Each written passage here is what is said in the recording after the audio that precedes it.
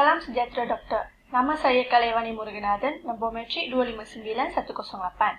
Dalam video ini, saya akan membentangkan tentang cadangan penyelidikan saya yang bertajuk Faktor Mempengaruhi Pengangguran Graduan Baru Universiti Awam di Malaysia.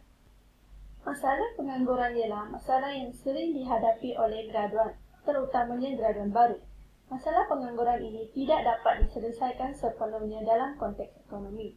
Tujuan saya memilih tajuk ini adalah untuk mengkaji apakah faktor-faktor yang mendorong kepada pengangguran di kalangan graduan baru.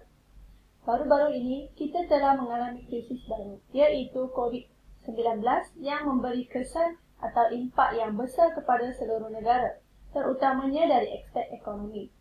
Akibat daripada COVID-19, ramai pekerja telah kehilangan kerja. Graduan baru menganggur setelah tamat pengajian di IPT. Di samping, pelajar latihan industri juga mengalami kesusahan untuk mencari tempat bagi menjalani latihan industri mereka. Kadar pengangguran Malaysia meningkat kepada 5% pada April 2020 ini. Oleh sebab itu, saya memandang serius dalam perkara ini. Kita dikatakan bahawa jika belajar tinggi, peluang pekerjaan adalah sangat luas dan ada jaminan untuk mendapat pekerjaan, terutamanya dalam kerajaan. Tetapi isu pengangguran ini banyak terdapat di kalangan mahasiswa yang berpendidikan tinggi. Oleh sebab itu, saya sebagai pelajar IPTA mencabar diri saya untuk mengetahui faktor yang sebenar yang mempengaruhi pengangguran dalam kalangan graduan. Objektif kajian ini adalah, dengan keseluruhannya, tujuan kajian ini adalah untuk mengkaji faktor mempengaruhi pengangguran graduan baru Universiti Awam di Malaysia. Objektif khusus untuk kajian ini adalah untuk mengkaji faktor mempengaruhi pengangguran graduan baru IPTA, untuk mengkaji punca pengangguran dalam kalangan graduan baru IPTA, untuk mengkaji impak negatif pengangguran terhadap graduan baru IPTA. Saya telah menggunakan beberapa teknik kajian dalam kajian ini untuk pengumpulan maklumat dan data. Data kajian ini diperoleh daripada dua sumber, iaitu data primer dan data sekunder. Bagi menjalankan kajian ini, saya menggunakan penyelidikan secara kualitatif melalui penggunaan borang soal selidik bagi memperoleh maklumat dan data.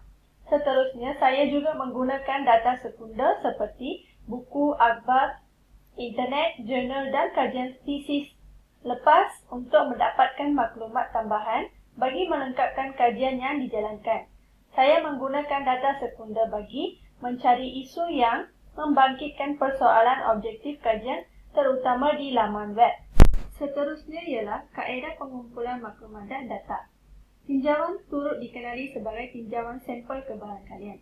Penggunaan sampel rawa berdasarkan statistik yang menggunakan teknik persampalan digunakan bagi mewakili penduduk kawasan sekitaran. Kaedah tinjauan menggunakan kos yang rendah dan masa yang lebih singkat.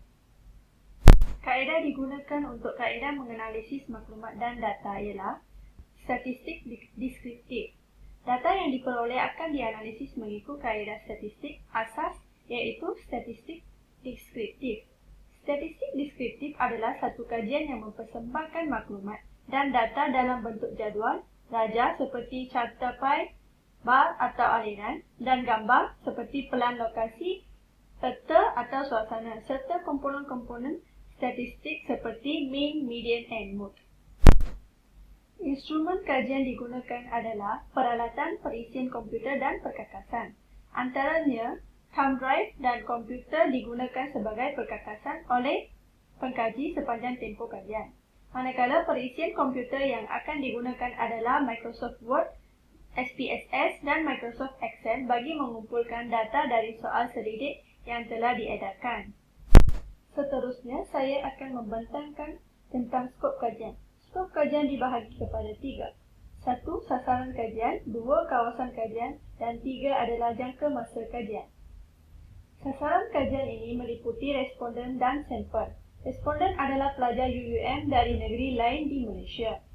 Sampel kajian hanya diambil seramai 100 orang pelajar sahaja. Saya juga menggunakan pensampelan berbola salji, iaitu responden kajian diminta untuk mencadangkan responden dari Universiti Awam lain. Seterusnya, kawasan kajian. Kajian ini akan dilakukan di Universiti Utara Malaysia (UUM). Saya memilih UUM sebagai kawasan kajian saya kerana di UUM terdapat banyak pelajar yang berasal dari negeri-negeri lain di Malaysia yang belajar di UUM.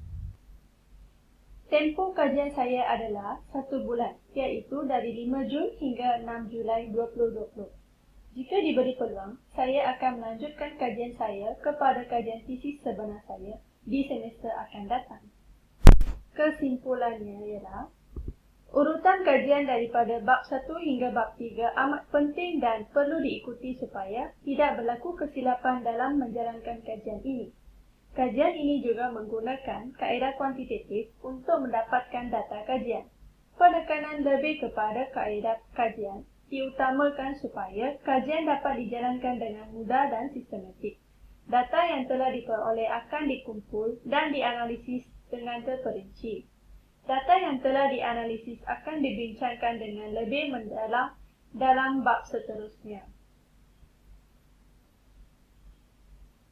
Sekian daripada saya. Terima kasih.